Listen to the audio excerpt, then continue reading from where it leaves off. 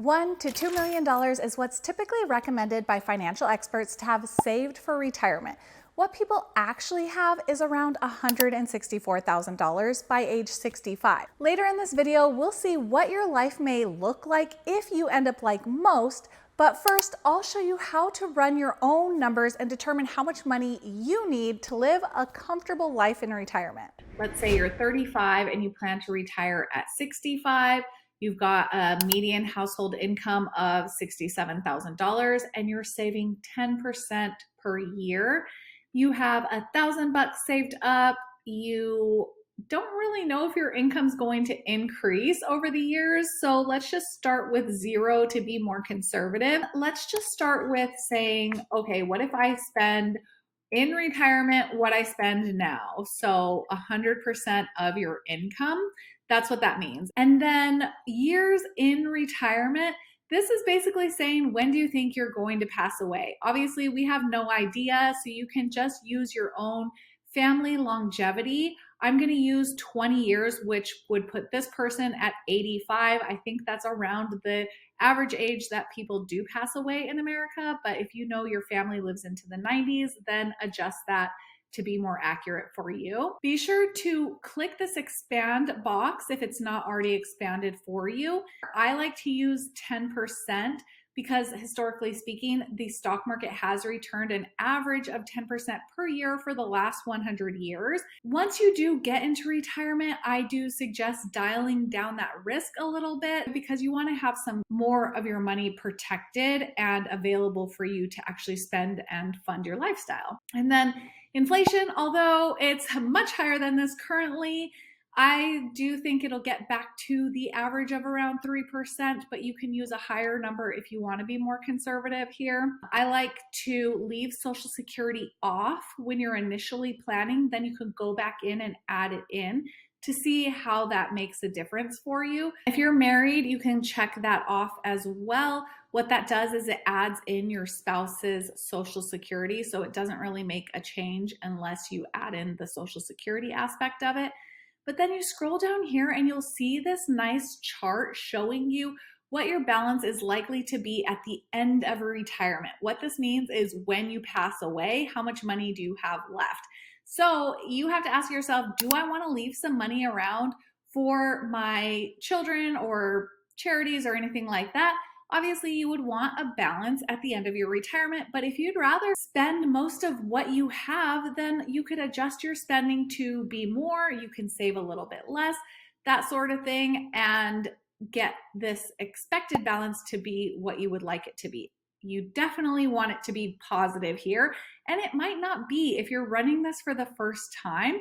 At least it wasn't for me. So let's read this a little bit more. This says that your plan provides $1 million when you retire. So what that means is this 10% of $67,000 at a 10% rate has gotten you to the $1 million mark when you retire.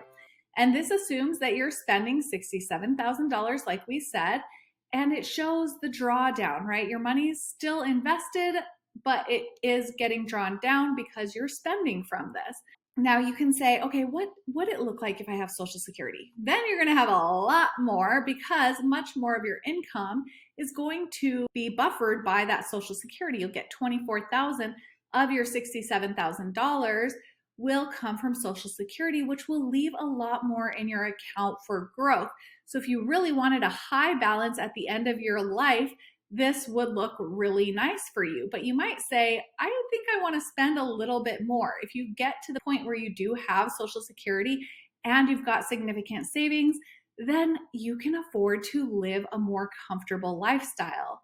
So let's change this just to see, let's say you're 45 and everything else is the same. Then you run out of money at age 74. So obviously that's not ideal if you live to be 85. So then when you click view report, it'll give you some ideas of how to meet your goals. You could increase what you're saving. You could delay retirement. So you'll likely do a combination of all of this, but at least it gives you a starting point when you are factoring your numbers and how much you'll have later based on what you're saving now. Now let's take a look at the current reality for most people approaching and in retirement currently. This could help you see what happens if you're late to the retirement planning game or if you never end up accumulating a sizable account. First, note that in 2021, the average monthly Social Security benefit was $1,500 for retired workers. And secondly, around 40% of retirees receive 50% or more of their income from Social Security. All right, you're 65, you're retiring, you've got $164,000 saved up, and you're going to reduce your expenses if you plan on living on that for the rest of your retirement. So we'll start by seeing what it looks like if you spend 45% of your pre-retirement income of that $67,000. So that would be spending about $30,000 per year. We'll include Social Security this time. And it looks like if you do keep your expenses to $30,000 and you live for 20 years in retirement, meaning you pass away around age 85, then you are able to make it throughout your entire life spending about $30,000. $18,000 of that per year is coming from Social Security.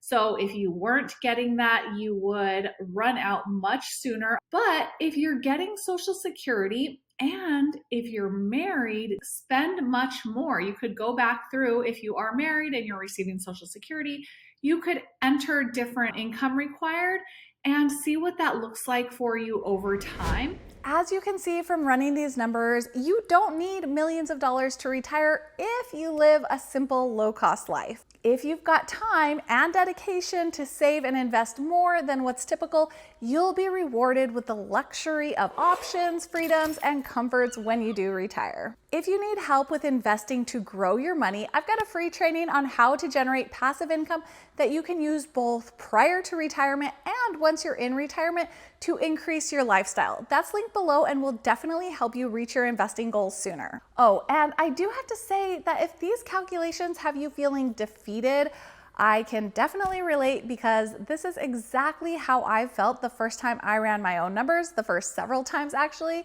So the most important thing is to start with what you can do now, know your goal, and strategically work to get there over time. Spending less is one way to increase what you're able to save, but increasing your income can help significantly.